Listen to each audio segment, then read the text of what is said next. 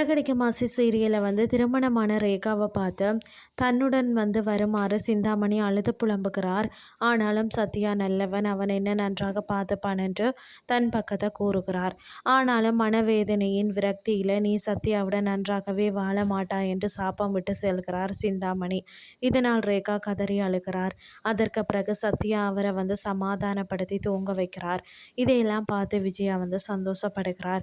இன்னொரு பக்கம் மனோஜ் திருமணம் பற்றி யோசித்து கொண்டிருக்க ஜீவாவும் தான் ஒரு செய்தி பார்த்ததாகவும் அதில் விவாகரத்து செய்யாமல் திருமணம் செய்தால் என்னென்ன தண்டனை கிடைக்கும் என்ற ஒரு பட்டியலை போடுகிறார்.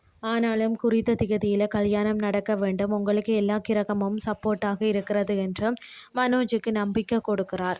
அத்துடன் கனகாவின் அம்மாவும் 50,000 ரூபாய் பணம் கொடுத்து திருமணத்துக்கு உடுப்புகள் வாங்குமாறு கொடுத்து அனுப்புகிறார்.